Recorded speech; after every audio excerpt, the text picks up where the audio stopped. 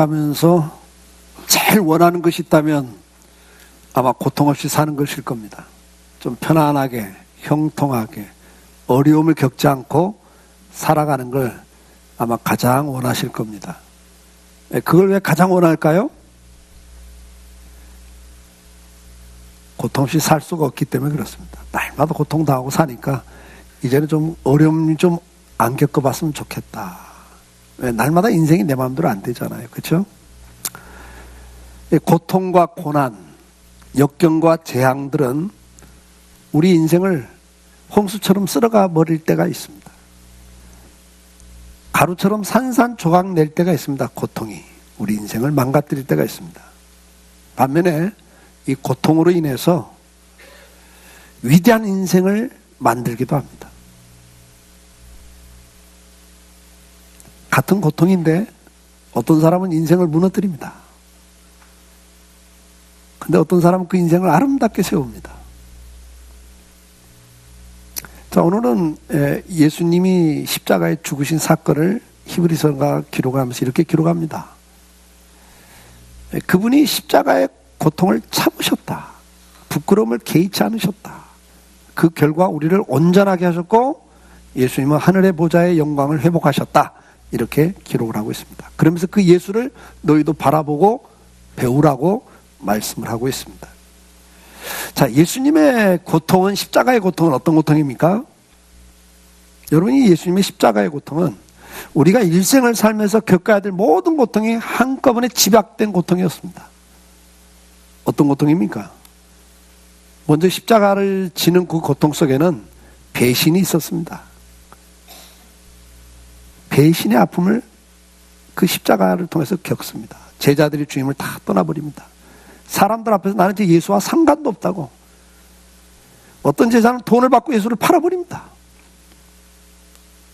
여러분, 그 배신의 현장이 십자가입니다. 이거 하나만 겪어도 자살해버리는 사람이 있지 않습니까? 이 배신 때문에. 가장 믿었던, 가장 사랑했던 사람으로부터 배신당할 때 그 아픔은 이루 말할 수 없는 고통이죠. 우리가 일생을 살면서 한 번 겪을까 말까 한 고통을 예수님은 겪고 있습니다. 부끄러움을 개의치 않았다 그랬습니다. 하루 전까지만 해도 호산나 다윗의 자손이라고 찬송하면서 따르던 무리들이 그 몇 사람의 선동에 그냥 생각이 다 바뀌어버려요. 마음이 다 바뀌어갖고 저 예수 십자가 못 박아 죽이라고 악을 쓰는 그 현장을 예수님은 지금 목격하고 있는 겁니다. 하루아침에 모함을 받습니다. 그리고 그 모함이 통해서 지금까지 내 주변의 친구들이었던 사람들이, 가장 나를 따르던 사람들조차도 등을 돌리고 떠나버립니다.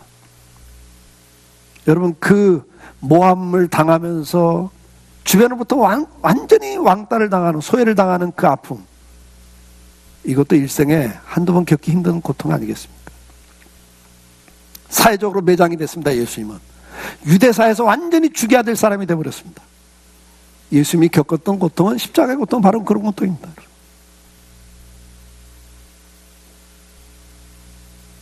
예수님의 고통은 어떤 고통입니까? 그걸로 끝나는 고통이 아니었습니다. 사람들한테 무시와 멸시를 당합니다. 그 얼굴에 침을 뱉습니다. 네가 왕이라고? 어디 한번 왕 노릇 해보시지. 그 얼굴에 침을 뱉고 따귀를 칩니다. 이 비웃음과 조롱에, 무시와 멸시를 당할 때 인간이 가장 큰 고통을 당하잖아요. 사랑하는 사람으로부터 부부지간에도 무시와 멸시를 당하면 잠을 못 자잖아요.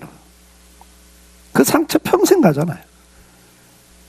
사람이 가장 힘든 고통 중에 하나가 무시와 멸시를 당하는 고통이에요. 배신의 고통, 거기다가 무시와 멸시의 고통, 또 애매하게 모함을 당해서 완전히 왕따를 당하는 그 소외됨의 고통, 이게 십자가에 지금 와 있는 고통들입니다. 그걸로 끝납니까? 이제는 그 손에다 못을 박아버립니다. 옆구리에 창을 찔러버립니다. 여러분, 우리가 뭐 망치질하다가 손가락 하나만 좀 깨져도 얼마나 고통이 심합니까? 근데 육체의 고통이 예수님을 엄습합니다. 예수님의 십자가의 고통이라고 하는 것은 우리가 평생 살면서 한두 번 겪을까 말까 한 것이 한꺼번에 싹 와버려요. 한꺼번에 집약된 고통입니다, 이게. 예수님도 이 고통이 얼마나 극심한 걸 아세요. 그래서 피눈물을 흘리면서 기도하는 거예요. 하나님, 이 잔을 내게서 지나가게 할 수는 없냐고. 내가 십자가 안 지면 안 되냐고. 예. 이 고통을 주님이 참으셨다 그랬어요. 참으셨다. 그 결과가 뭡니까? 그 결과, 우리의 죄를 대신 짊어지고 십자가의 그 고통을 담으신 그 참으신 결과 우리를 온전케 했다. 오늘 본문이 그렇게 말해요. 믿음의 주여 우리를 온전케 하신 예수를 바라봐라. 뭘 바라봐요? 그분이 그 고통을 참으신 결과 우리는 이렇게 온전하게 됐다. 영생을 얻었다. 사랑하는 성도 여러분, 우리는 인생길에 고통을 피할 수가 없습니다. 시편을 강의하면서 말씀을 드렸습니다. 죄가 들어온 결과는 뭡니까? 인생에 고통이 왔습니다. 4대 고통을 말씀드렸어요. 경제적인 고통, 육체의 질병과 죽음의 고통, 서로 사랑하지 못하고 미워하고 시기하고 싸우면서 오는 갈등의 고통, 그리고 뭘 해도 만족이 없는 허무함의 고통, 이런 고통이 죄 때문에 왔다고 시편은 말씀하고 있었습니다. 욥기 4장 7절에 생각해보라. 죄 없이 망한 자가 누구인가? 죄 없이는 망하지 않습니다. 로마서 6장 23절에 죄의 싹은 사망이요 하나님의 은사는 그리스도 예수 우리 주 안에 있는 영생이라 그랬습니다. 죄의 결과가 사망입니다. 죄가 들어옴으로써 우리는 인생은 고통이 들어옵니다. 창세기 3장 10절에 이르되 내가 동산에서 하나님의 소리를 듣고 내가 벗었으므로 두려워하여 숨었나이다. 죄가 들어오면서 인간은 두려움을 갖기 시작합니다. 두려움이라는 고통을 당하기 시작합니다. 부끄러워하기 시작합니다. 부끄러워서 벗었으므로 그래요. 그래서 죄가 들어오면서 우리에게 주는 고통 가운데 하나가 뭡니까? 열등감의 고통입니다. 그래서 뭔가를 감추고 싶은 이 컴플렉스가 있어요, 누구나. 이 컴플렉스에 대한 고통이 있습니다. 죄가 들어오면서 오는 거예요, 이게. 죄를 짓는과 동시에 들어오는 겁니다. 창세기 3장 16절에 뭐라고 말합니까? 또 여자에게 이르시되 내가 내게 임신하는 고통을 크게 더하리니 죄가 들어오면서 고통이 와버리는 거예요. 그 고통이 극대화돼 버리기 시작해요.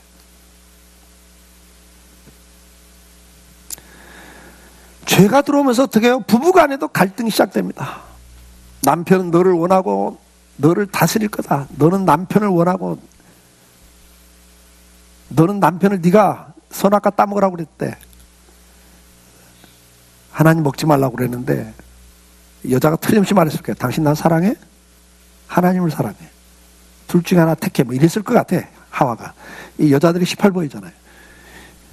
남자는 이 중간에 껴갖고 샌드위치. 항상 샌드위치예요. 부모와 부인과의 샌드위치. 항상 샌드위치로 살아요, 남자들은. 선택을 해야 되는데 어느 쪽을 선택해요? 여자 편 선택할 수밖에 없죠. 여자는 남자를 어떻게 한다고 그랬어요? 원한다는 말은 지배하려고 한다 그 말이에요, 여러분. 지배하려고 한다. 자기가 원하는 대로 남편이 움직이길 원해요. 예. 그 선악과 따먹으라 이거야. 자기 먹었으니까 따먹으라고. 먹으라고. 당신도 먹으라고. 근데 남자가 너를 다스릴 거다. 이게 고통입니다, 사실은. 서로 지배하려고 하잖아요. 서로 지배하려고. 그래서 결혼 시작하면서부터 이 싸움을 하는 거 아니에요? 서로 지배하려고. 근데 그게 갈등이에요. 고통이에요. 남자들은 뭐라고 그래요? 네가 저주를 받고 너로 말미암아 땅이 저주를 받고, 이게 17절에 보면 그 다음에 뭐라고 그래요? 너는 평생 수고하여 그 수산을 먹을 거다. 남자들은 이제 일하는 고통을 갖게 됩니다. 땀 흘려 일해야 먹고 사는 고통인데 그것도 가시와 은근킬래. 수관으로 거둘 수가 없어요. 이게 고통이죠. 그러니까 남자는 평생 땀을 흘리셔야 돼요. 육체적인 땀을 흘리든 식은 땀을 흘리든 땀을 흘려야 먹고 살아요. 육체적인 땀 흘리는 게 오히려 심각한 편이에요. 육체적인 일을 하는 분들은 오히려 잠을 달게 잔다 그랬어요. 근데 이 머리를 쓰고 일하는 분들은 식은 땀만 흘리는 게 이게 밤새 이게 머리가 돌아가가지고 깊은 잠도 못 자요. 어쨌든 남자들은 이 고통이 와요. 일하는 고통. 예. 평생 수고하는 겁니다. 근데 그러고 나면 이제 일을 할 수 없는 나이가 돼갖고 은퇴를 하고 나면 이제 찬밥. 그래갖고 이제 또 고통을 당해요. 일을 할 때도 고통, 일을 안 해도 고통. 근데 인간은 이런 죄 때문에 오는 고통들이 성경 기록을 하고 있어요. 그래서 뭐가 나옵니까? 이제 4장에 넘어가면 가인과 아벨이 싸워서 서로 죽여요. 이제 이게 4장에 나오는 가인과 아벨의 문제는 뭡니까? 서로 시기하고 미워하고 경쟁하는 거예요. 시기하고 미워하는 겁니다. 서로. 그러다 결국은 죽이기까지 해요. 환경의 저주, 불순종의 심판들, 거역, 가정 파괴, 자연 파괴, 이 모든 것이 다 죄 때문에 오는데 이 죄는 어디서 오는가? 성경은 이야기를 합니다. 야고보서 1장 14절에 오직 각 사람이 시험을 받는 것은 자기 욕심에 끌려 미혹됨이니 욕심이 잉태한 즉 죄를 낳고 죄가 장성한 즉 사망을 낳느니라 그래요. 결론은 욕심에서부터 시작된다 그래요. 그러니까 모든 죄는 사실 욕심에서 시작돼요. 내가 하나님과 똑같아져야지. 내 마음대로 살아야지. 욕심에서부터 죄를 짓게 되고 그 죄는 결국 우리에게 고통을 줘버려요. 오늘 우리가 당하는 고통들을 보면 가정에서 부부간에든 뭐 부모 자녀간에든 형제간에든 교회 안에서든 사회생활 속에서든 우리가 고통을 당하는 이유를 가만히 들여다보면 다 뭐예요? 욕심 때문에 생기는 겁니다. 욕심 때문에. 그 욕심 때문에 죄를 짓고 그것 때문에 고통이 와요. 근데 이제 중요한 건 뭐냐? 저와 여러분은 죄 가운데 태어나서 죄 가운데 살다가 죽어요. 다시 말해서 평생 이 고통에서 벗어날 길이 없다 그 말입니다. 그래서 이제 불교도 뭐 석가모니도 해탈을 해보려고 그렇게 돌을 닦아본 거고, 근데 결론은 벗어날 길이 없습니다. 벗어날 길이 없어요. 고통은 당하고 사는 거예요. 우리가 주님 재림하셔서 우리가 영광스럽게 변화되면서 우리가 이제 완전히 죄 짓지 않는 그 상태로 가면 이제 고통이 다 끝나죠. 천국 가면 고통이 다 끝나는 겁니다. 이 땅에서 죽는 날까지는 이 고통에서 벗어날 인생이 한 사람도 없습니다. 여러분 지금 각자 다른 고통들을 다 갖고 있어요. 앞에서 말한 4가지 영역에 다 들어가 있습니다. 여기서 벗어날 인생이 없단 말이에요. 그러면 이제 주님이 오늘 우리에게 뭘 가르치냐? 참으라는 거예요. 고통을 잘 참으면서 이 고통을 통해서 뭔가를 이루는 사람이 되라는 거죠. 오늘 주님은 이 고통을 잘 참으심으로 말미암아 영원한 구원을 이루셨고 보좌의 영광을 회복하셨다. 이렇게 말씀하면서 우리에게 메시지를 주고 있는 거예요. 자, 그럼 이 고난을 겪으면서 우리는 어떻게 겪어야 되는가? 이 고난을 대하는 태도의 문제입니다. 앞에서도 말씀드렸습니다만 시편을 강의하면서 말씀드렸잖아요. 고난을 겪으면서 제일 잘못된 방법이 뭐예요? 고난을 피하는 방법인데, 외면하는 방법인데, 그 외면하는 방법 중에 하나가 뭐예요? 잘못된 방법, 알코올 중독이라든지 게임 중독이라든지 이런 데로 빠지는 거라고 그랬잖아요. 이 어려움을 겪으면서 그 책임을 상대편에게 전가하고 부부끼리도 상대편에 전가하고 당신 때문에 그러면서 더 갈등을 극화시켜버리는, 이건 잘못된 방법들이라고 그랬잖아요. 고난이라고 하는 것, 고통이라고 하는 것을 우리가 어떻게 대하는 태도에 따라서 인생이 달라지는 거예요. 앞에서 말씀드렸죠. 이 고통은 어차피 피할 길이 없어요. 근데 그걸 피할 길이 없는 그 고통을 내가 어떻게, 고난을 어떻게 받아들이느냐는 내 몫이란 말이죠. 제가 거름 예를 들잖아요. 거름은 나무잎이 썩은 게 퇴비예요. 근데 그걸 잘 사용하면 거름이 돼서 더 많은 열매를 맺게 해요. 근데 이걸 잘못 쓰면 뿌리를 썩게 해서 나무를 죽여. 그러니까 결론은 뭐예요? 우리가 당하는 실패라고 하는 그 다음에 어떤 고통들은 그 고통 때문에 인생이 망가질 수 있단 말이에요. 고통 때문에, 고통을 당하는 그 문제 때문에 부부간에 갈등이 심화되고 관계가 다 깨지고 파탄이 나는 경우도 있잖아요. 근데 어떤 가정은 그 고통 때문에 더 가족애가 생기고 응집력이 생긴단 말이에요. 이건 차이예요. 어떻게 그걸 받았냐에 따라서 전혀 다른 결과를 빚는 건 각자의 몫이란 말이죠. 오늘 여러분들은 고통이 다 있어요. 지금 어떤 태도를 가지고 그 고통을 직면하고 있습니까? 대하고 있습니까? 주님은 우리에게 말씀합니다. 욥기 23장 10절에 그러나 내가 가는 길을 그가 아시나니 그가 나를 단련하신 후에 내가 순금같이 되어 나오리라. 욥은 한 가지 깨달았어요. 내가 지금 이유를 모르고 당하는 고통인데 이걸 통해서 뭔가 내가 단련된 후에 순금같이 돼서 나올 거다라는 고백을 하는 겁니다. 뭔가 전환이 이루어진다는 거죠. 바뀐다는 거죠. 시편 119편 67절에 고난당하기 전에는 내가 그릇 행하였더니 이제는 주의 말씀을 지키나이다 그래요.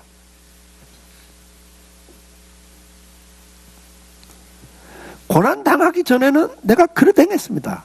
그러나 이제는 내가 주의 말씀을 지킵니다.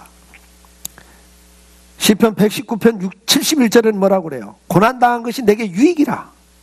이로 말미암아 내가 주의 율례들을 배우게 되었나이다 그래요.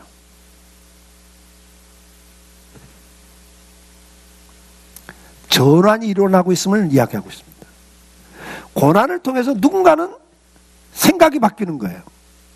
고난을 통해서 어떤 사람은 습관이나 태도가 지금 바뀌고 있다는 걸 이야기하고 있어요.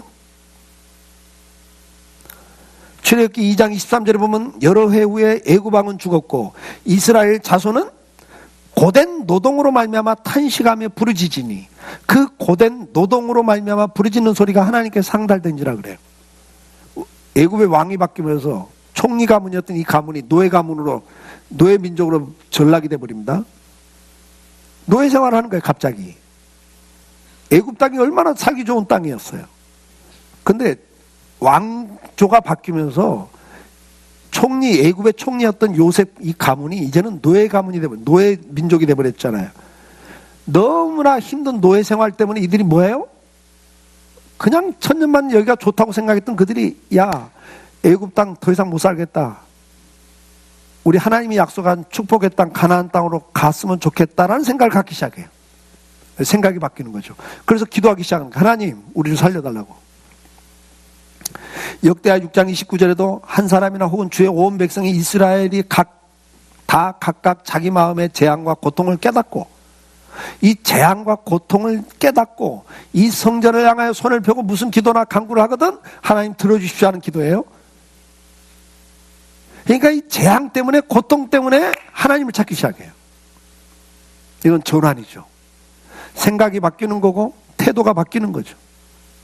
요나서 2장 2절에도 이르되 내가 받는 고난으로 말미암아 여호와께 불러하렸더니 그래. 이 고난으로 말미암아요. 고난 때문에 기도하기 시작해요.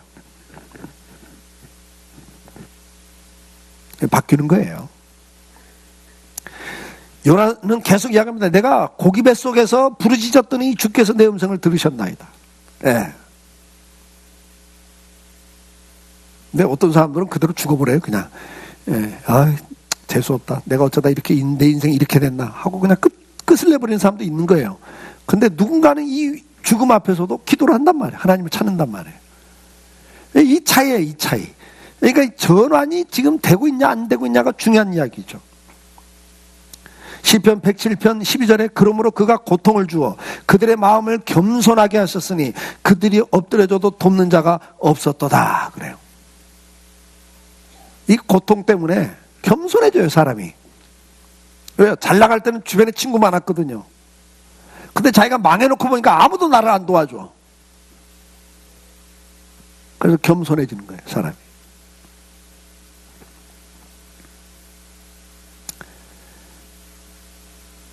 고린도후서 1장 9절에는 이런 말씀이 있어요. 우리는 우리 자신이 사형 선고를 받은 줄 알았으니 이는 우리로 자기를 의지하지 말고 오직 죽은 자를 다시 살리시는 하나님만 의지하게 하심이라. 바울이 고백해요. 내가 사형 선고를 받은 이제는 끝장이 났다고 생각하는 지경까지 가봤다. 그런데 그때 내가 깨달은 게 뭐냐. 아, 하나님을 의지하라는구나. 내가 하나님밖에 의지할 대상이 없구나.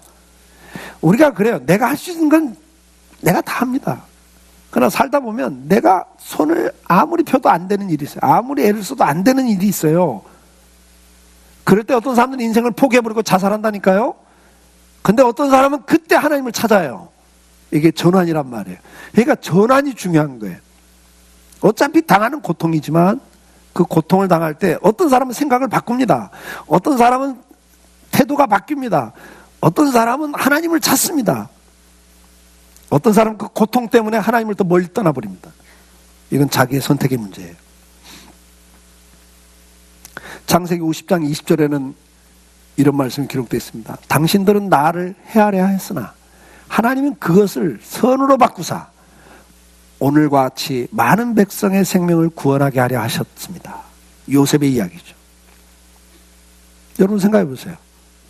요셉은 엄마가 4명이었잖아요. 아버지가 부인을 4명을 뒀어요. 야곱이 본의 아니게 4명의 부인을 뒀죠.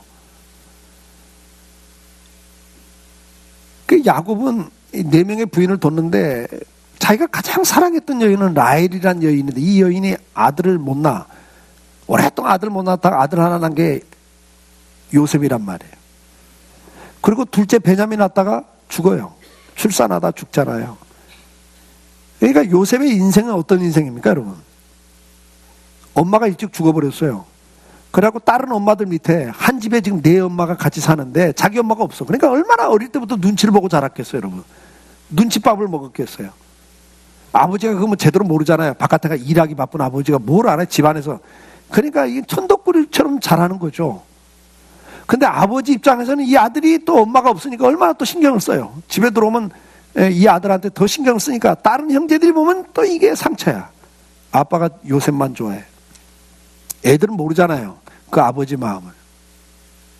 요셉은 완전히 왕따가 돼 있는 겁니다. 그러다 끝내는 이것이 더 악화돼서 오늘날 요셉 죽여버리자, 이거 없애버리자 이래가지고 노예로 팔아버린단 말이에요. 그럼 요셉이 당한 상처가 얼마나 컸겠어, 어릴 때부터요. 본의 아니게 계모 아닌 계모 밑에 자라고. 그러다가 끝내 그 형제들, 이복 형제들 간의 갈등, 그것 때문에 죽임을 당하고 팔림을 당하고 그래 가서 채찍을 맞으면 노예 생활을 한단 말이에요. 인생에서 이런 고통이 어디 있어요, 여러분? 요셉이 당한 고통은 이루 말할 수 없는 고통이죠. 근데 끝내는 애굽의 총리가 되잖아요. 그러니까 이 고통이 뭐예요? 이복 형제 간의 갈등인데 그것 때문에 노예로 팔렸는데 그것이 뭐가 돼요? 결국은 하나님이 그걸 화를 복으로 바꾸셔서 애굽의 총리를 만들어서 결국은 어떻게 해요? 자기를 미워하던 형제들까지 다 살리는, 그리고 그 고대 근동에 7년 대흉년 대기근 동안에 수많은 백성들을 살리는 일을 요셉이 한단 말이죠. 네. 이런 전환이 이루어지는 게 뭐예요? 사실은 이 고통이에요. 우리가 태풍이라는 걸 겪습니다. 태풍이 이제 저 적도 근방에서 만들어지잖아요. 그래서 이제 저 마닐라 필리핀 쪽 그 아래쪽에서 이제 적도 근방에서 이제 태풍이 만들어졌고 이제 우리 쪽으로 오죠. 그러니까 이제 이쪽으로 주로 이 적도 이 동남아시아 쪽에서 만들어진 태풍은 주로 어디로 와요? 한국, 일본, 중국 쪽으로 온단 말이에요. 그러면 여러분이 태풍이 온다고 뉴스에 나오면 저 방향이 어디로 갔으면 좋겠어요? 우리나라로 왔으면 좋겠어요? 그래서 은근히 어디로 좀 가길 기대해요? 일본? 왜 그래요? 요즘 중국도 마음에 안 들어. 요즘 중국도 마음에 안 들어요. 사드 배치한다고 그래가지고 지금 막 난리를 치잖아요. 한국 기업들이 지금 막 어려움을 겪죠. 그런 거 들으면, 뉴스 들으면, 너희는 대국될 자격이 없다. 막 그런 마음이 들고 막 괜히 좀 밉잖아요. 그쵸? 그래, 이번엔 태풍이 어디로 갔으면 좋겠어? 중국으로. 하여튼 우리 만보가 그래요, 우리 만보. 우리는 뭐 당연하죠. 그거 우리한테 오는 거 싫잖아요. 왜? 태풍이 오면 피해가 너무 크니까. 근데 여러분 아시죠? 태풍이 얼마나 중요한지, 얼마나 필요한지를 아시잖아요. 태풍이 불어야 바다가 한번 뒤집어 놔야 아마존에서 나오는 산소 양보다 바다에서 나오는 게 훨씬 많대잖아요. 좋은 산소가 바다에서 더 많이 나온다고요. 근데 이거 한번 뒤집어 놔야 바다가 정화되면서 이게 더 많이 만들어지거든요. 태풍을 통해서 정화되는 게 너무 많아요. 그러면 생각해 보세요. 태풍이 한번 이 동남아시아에서 일어난 태풍이 한번 쳐줘야 이 아시아권에 공기도 좋아지고 정화가 된단 말이에요. 전체는 유익이라고요. 근데 어딘가는 피해를 당해야 돼요. 근데 우리는 그걸 싫은 거예요. 고통이란 건 누군가는 겪는 거예요. 내 인생에서 언젠가는 겪어요. 왜? 그걸 통해서 더 큰 유익이 있거든요. 이게 죄 때문에 온 거지만 하나님은 그걸 선으로 바꿔주신단 말이에요. 그럼 유익하게 받아들일 수 있어야 된단 말이죠. 이것은 유익이 있어요. 어느 때 생각이 잘 전환되고 태도나 습관이나 버릇이 잘 바꿔주고 인생의 방향이 바뀌어진다면 여러분 그건 축복입니다. 어차피 겪는 고난이지만 고통이지만 어떻게 여러분이 그걸 전환하느냐 여러분의 몫이에요. 저와 여러분의 몫입니다. 고통은 두 번째 우리에게 뭐 어떤 유익을 줍니까? 고난을 통해서 인내를 우리에게 키우게 합니다. 로마서 5장 3절에 다만 이뿐 아니라 우리가 환난 중에도 즐거워하나니 이 환난은 그러면서 뭐라 인내를 만들어낸다 그래요. 인내는 연단은 소망을 이룬다. 여러분 잘 보세요. 고통이 우리를 인내하도록 만들어요. 야고보서 1장 2절에도 형제들아 내가 여러 가지 시험을 당하도 온전히 기쁘게 여기라. 이게 기쁘게 여기래요. 왜냐? 이는 믿음의 시련이 인내를 만들어내는 줄을 알미라. 다시 말해 인내가 중요하다는 걸 이야기하고 있습니다. 사랑하는 성도 여러분, 인내가 얼마나 중요합니까? 우리가 참지 못해서 일어나는 사단들 얼마나 많은지 몰라요. 부부지간에도 참지 못해서 오는 그런 상처들, 갈등들, 아픔들이 얼마나 많습니까? 아휴, 내가 그때 조금만 더 참았더라면, 그때 내가 조금만 참고 그 말을 하지 않았더라면, 내가 그때 조금만 참고 그렇게 행동하지 않았더라면, 내가 그때 조금만 참고 일을 저지르지 않았더라면 하는 것들이 우리 삶에 얼마나 많냐고요. 그리고 그 주는 결과가 얼마나 크냐고요. 근데 고통은 인내를 만들어줘요. 여러분 자식들 키우면서 자식들 고통당하지 않게 하겠다고 완전히 보호하겠다고 과잉보호하지 마세요. 여러분 그 자식들 인생 언제까지 책임질 수 있어요, 여러분들이? 배고파 봐야죠. 배고파 봐야 하는 거예요. 인생은 배고파 봐야 될 필요가 있잖아요. 헐벗어 봐야 되고 어느 때는 무시당하고 멸시당해 봐야 되는 거예요, 여러분요. 우리는 주님께서 우리에게 계속 하시는 말씀입니다.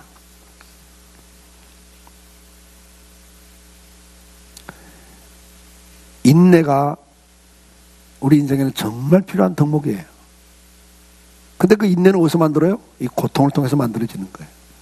그래서 고통을 당할 때 좀 기쁘게 당해봐라. 기쁘게 그걸 당해서 네가 한번 이거 훈련이다.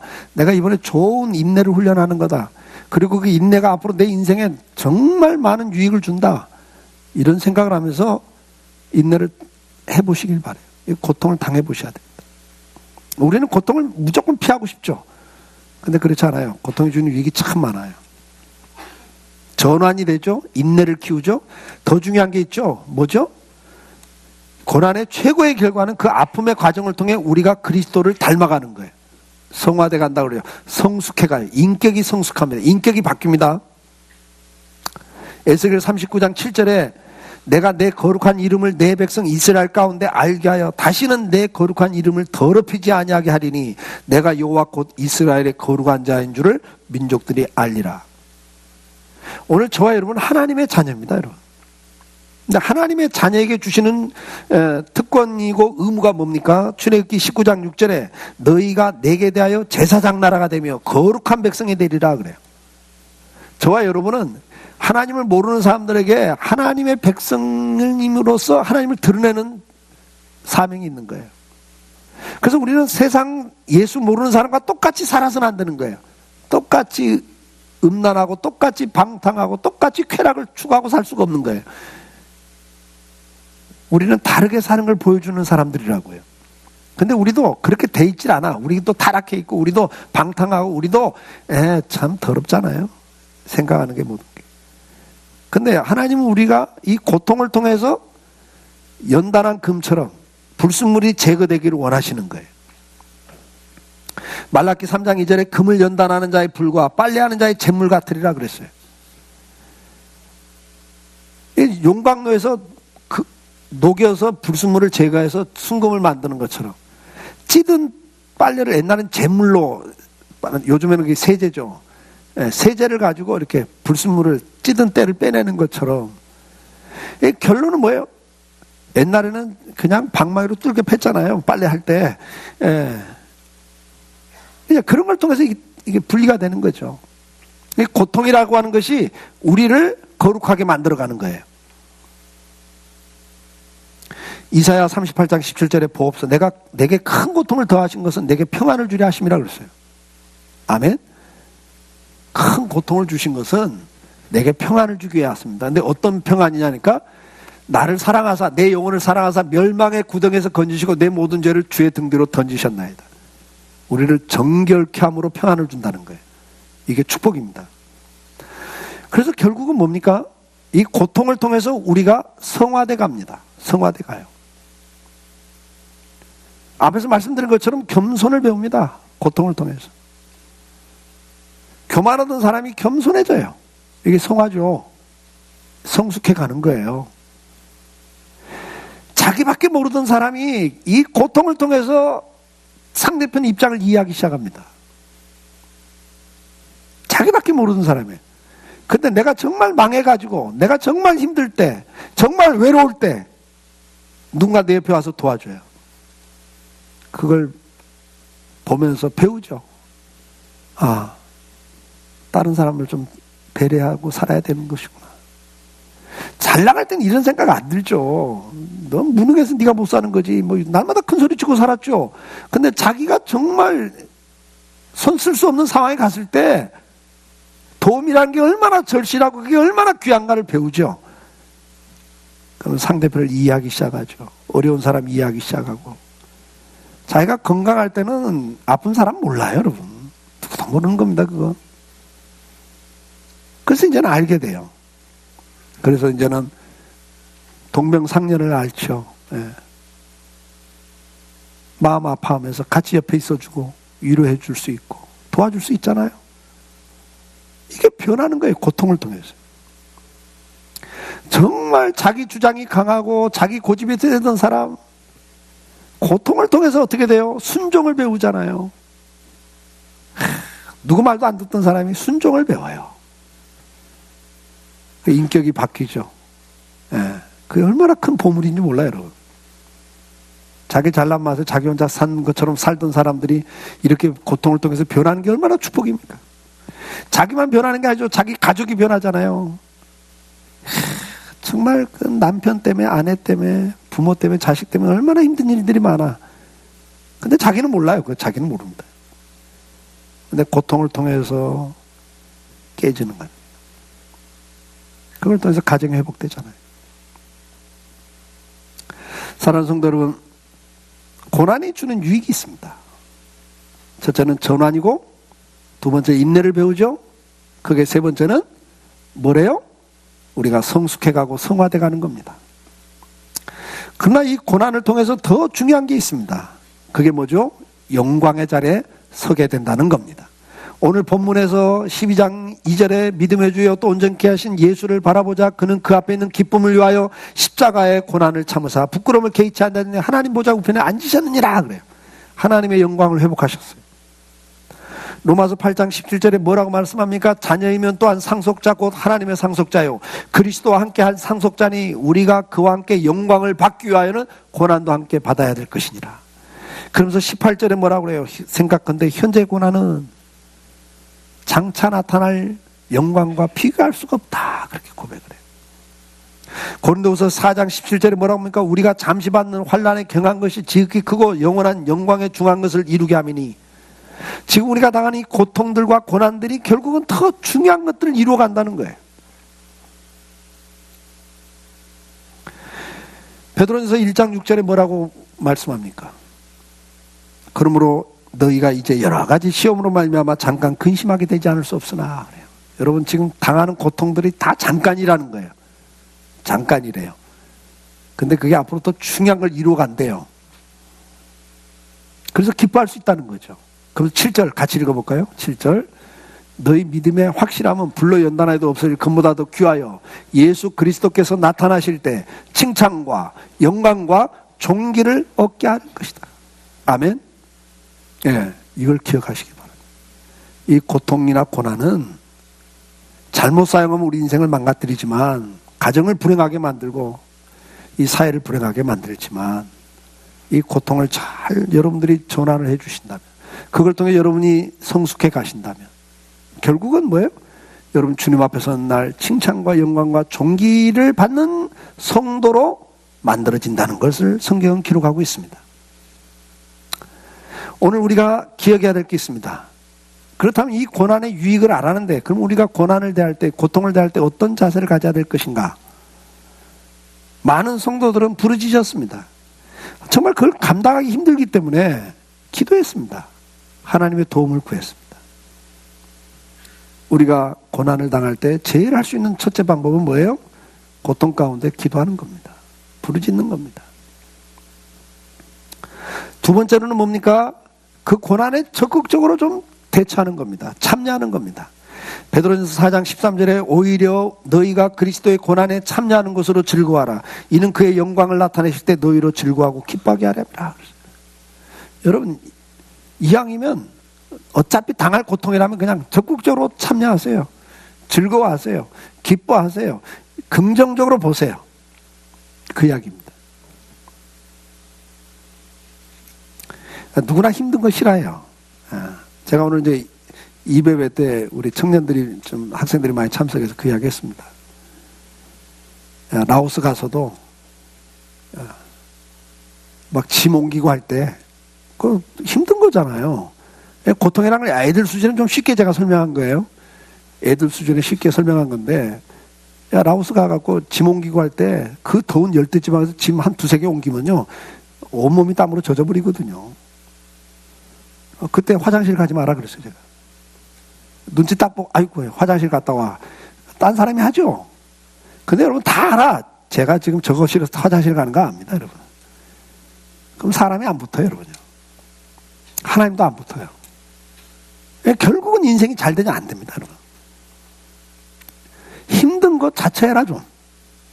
뭐 네가 나서라 좀. 그럼 사람도 네 옆에 붙고 하나님도 너를 사랑한다. 아멘? 그래서 인생이 나중에 돼요. 눈치껏 사는 게 지혜가 아닙니다, 여러분. 다 알아요, 사람이. 꾀부리는 거 다 알고. 주변에 사람도 다 서서히 떨어져 갑니다. 하나님도 함께 하지 않거든요. 인생이 될 수가 없습니다. 저는 그래요. 하나님은 앞에서도 부담되는 거 누가 좋아해요? 다 적당히 눈치껏 그냥 피하고 싶죠. 근데 그리스도를 위한 일이라면 얼른 나서세요. 그 짐을 지세요. 그게 하나님 축복입니다. 고난에 참여하는 게 축복이에요. 중요한 게 하나 더 있어요. 우리가 고통을 당할 때, 고난을 당할 때 기다릴 줄 알아야 돼요. 참을 줄 알아야 돼요. 시편 37편 7절에 이런 말씀이 있어요. 여호와 앞에 잠잠하고 참고 기다리라 그랬어요. 좀 막 불만 불평해봤자 해결되는 거 없어요, 여러분. 원망해보고 뭐 싸워봤자 해결되지 않아. 이러면 그 고통이 없어지지 않아. 더 극대화되는 거예요. 가정에서나 교회에서나 사회에서나 우리가 고통스러울 때 그냥 싸우고 비판하고 책임전가해봤자 해결되는 거 없다고 그랬잖아요. 그건 부정적인 방법이라고 그랬죠. 오히려 어느 때는 좀 기다릴 필요가 있어요. 참고 기다릴 필요가 있습니다. 우리가 사무엘서 13장에 보면 사울왕의 이야기가 나옵니다, 여러분. 전쟁이 터졌습니다, 지금. 신정국가이기 때문에 제사장이 와서 하나님께 예배를 먼저 드리고 전쟁에 출전을 합니다. 그러면 막 사기가 진작돼. 이스라엘 백성들 하나님 이제 우리와 함께 하신다는 믿음이 생기면서 예배를 드리고 은혜를 받으면 그 다음에 사기가 진작돼서 나가는 거예요. 이스라엘이 항상 그렇게 싸워요. 그 전쟁이 터졌으니까 사울왕의 입장에서 빨리 사무엘 선지자 와서 예배 드려달라고, 제사 드려달라고, 알았다 내가 간다 그러는데 빨리 안 오는 거예요. 빨리 오긴 오겠죠. 근데 지금 막 상황이 너무 급하게 돌아가 막 쳐들어오니까 이스라엘 백성들 입장에서는 예배를 안 드리고 나갈 수가 없는 거예요. 지금 하나님을 의지하고 나가야 되는데 그러니까 예배를 안 드리고 있으니까 사기가 저하돼. 그러고 막 도망치기 시작해요. 그러니까 왕의 입장에서 막 급한 거예요. 다급하죠. 그래서 자기가 예배를 드려버려. 이 제사장이 해야 될 일을 자기가 해버리는 거예요. 그냥 예배 드리고 나니까 사무엘이 나타나. 꼭 이래요, 인생이. 그러면 사무엘 선자가 와서 네가 한 짓이 뭐냐 지금? 왜 하나님을 안 믿고 왜 네가 지금 상황 때문에 급해갖고 네가 할지 않을 일을 네가 하냐? 그러면서 뭐라 해요? 네가 제사 드리는 게 중요한 게 아니야. 순종이 더 중요해. 그 말씀을 하면서 너는 그것 때문에 하나님 너를 버렸다 이제. 왕에서 끝난 거예요. 이런 일들이 우리에겐 정말 앞에서도 말씀드렸잖아요. 그때 조금 못 참은 것 때문에 얼마나 많은 일들을 겪어요.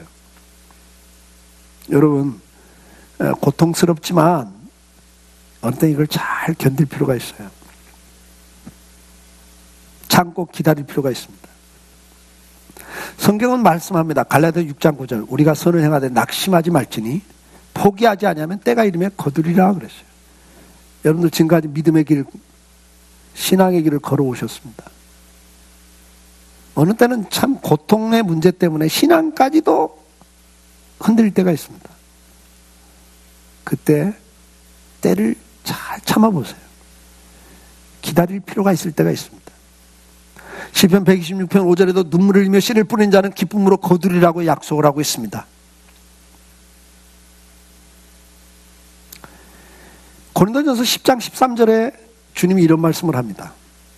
사람이 감당할 시험 밖에는 너희가 당할 것이 없나니 오직 하나님은 미쁘사 신실하사 그 말이에요. 너희가 감당하지 못할 시험 당함을 허락지 아니하시고 시험 당할 즈음에 또한 피할 길을 내사 너희로 능히 감당하게 하시느니라 그래요.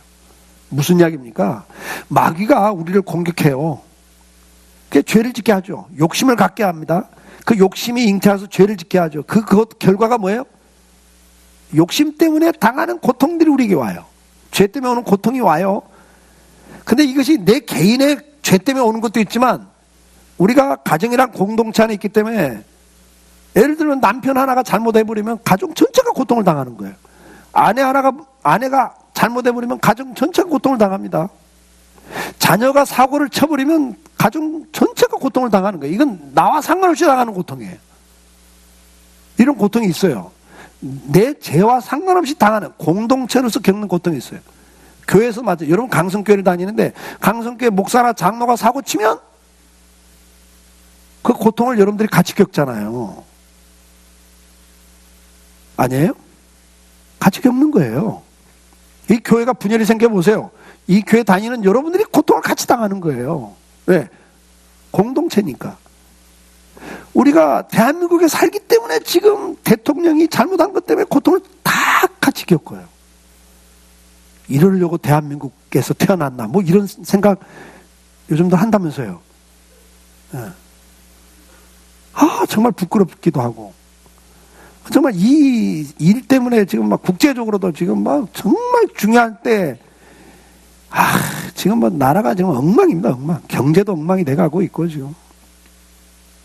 근데 이걸 대한민국에 사니까 우리가 대한민국 국민이기 때문에 지도자들이 잘못되면 우리가 같이 겪는 거예요. 그래서 지도자가 잘못 판단하고 결정 내리면 그 고통 우리가 당하는 겁니다, 여러분.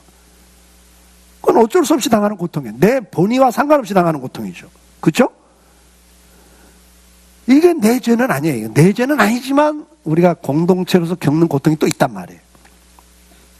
자, 이럴 때 마귀는 그걸 이용해서 뭐 해요? 마귀는 그걸 이용해서 여러분들을 어떻게 해요? 잘못된 결정을 하게 하고 인생을 좌절하고 절망하게 만들고 두려움을 갖게 하고 의심을 갖게 하고 그래서 결국은 신앙을 버리고 타락하게 하던 인생을 절망하게 만드는 게 마귀가 하는 짓이란 말이에요.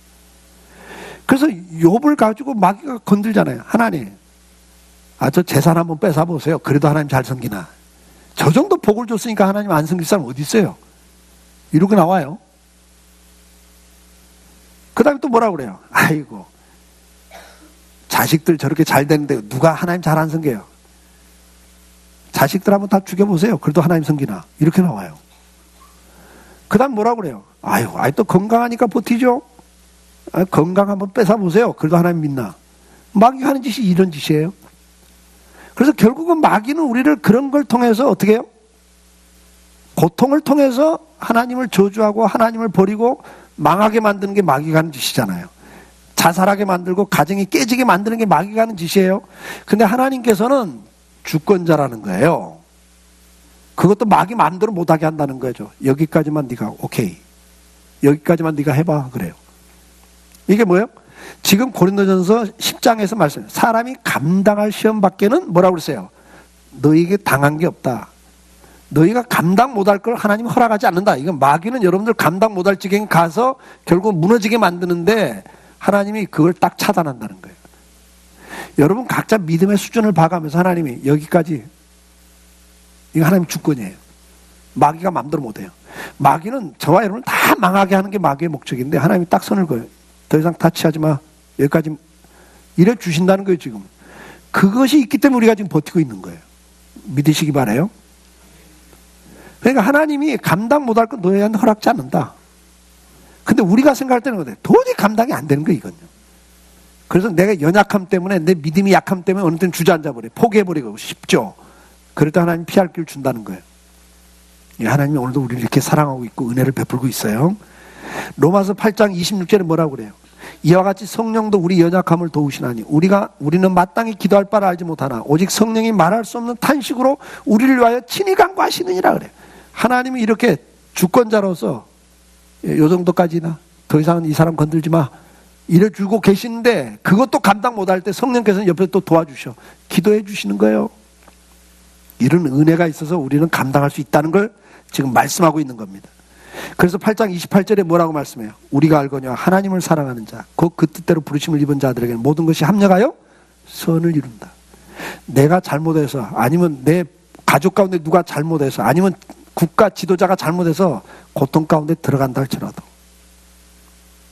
하나님 그것조차도 우리가 좋은 선으로 결정할 수 있도록 도와주시고 합력할 선을 이루도록 만들어 주시겠다는 거죠.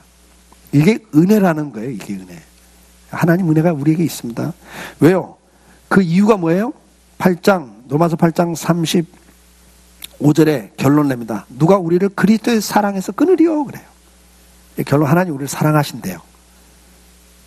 그래서 우리를 지켜주고 계시고 도와주고 계신다는 거죠. 그래서 환난이나 공고나 박해나 기근이나 적신이나 위험이나 어떤 칼이라 할지라도 하나님의 사랑에서 우리를 끊을 수 없다. 그 결과가 뭡니까? 우리가 정말 죽음의 자리, 이제 끝장이 났다고 생각하는 이런 자리에 갔다 할지라도, 이게 36절이고 37절 결론을 말해요. 같이 읽습니다. 그러나 이 모든 일에 우리를 사랑하신 이로 말미암아 우리가 넉넉히 이기느니라. 아멘. 사랑하는 성도 여러분, 이걸 기억하고 이번 한 달 살 수 있기를 축복합니다. 우리의 욕심과 죄 때문에 우리 인생은 고통을 해서 피할 길은 없습니다. 그러나 이 고통을 통해서 하나님은 선을 이루시기를 원하십니다. 여러분들이 전환되면 축복입니다. 고통을 통해서 생각이 바뀌시고 태도나 습관이나 버릇을 바꾸시면, 라이프 스타일을 바꾸시면, 그 고통 때문에 죄를 끊고 하나님을 찾으신다면 그건 축복입니다. 인생을 전환할 수 있는 축복의 기회를 만드시길 바랍니다. 아니면 여러분들이 그걸 통해서 인내를 배우게 되거나, 아니면 그 고통을 통해서 여러분들이 성화돼 간다면, 인격이 성숙해가고 거룩해져 가신다면, 여러분 주님 앞에 서는 날 칭찬과 영광과 존귀가 주어지는 겁니다. 고통은 그런 축복의 길로 인도할 수 있는 계기가 됩니다. 그 선택은 저와 여러분의 몫입니다. 그 고통을 내가 어떻게 받아들일 것이냐, 그 고통을 대하는 태도를 내가 어떤 태도를 취할 것이냐는 우리의 선택이고 그 결과는 우리의 몫일 겁니다. 오늘 주님처럼 고통을 잘 참으셔서 뭔가를 이루시고 하나님 앞에 서는 날 영광의 자리에 설 수 있기를 주의 이름으로 축복합니다. 고통을 통해서 전환할 수 있기를 축복합니다. 고통을 통해서 성숙해 가기를 바랍니다. 고통을 통해서 누군가를 도울 수 있는 축복의 통로가 되십시오. 그럴 때 하나님 앞에 칭찬이 있을 겁니다. 기도하겠습니다.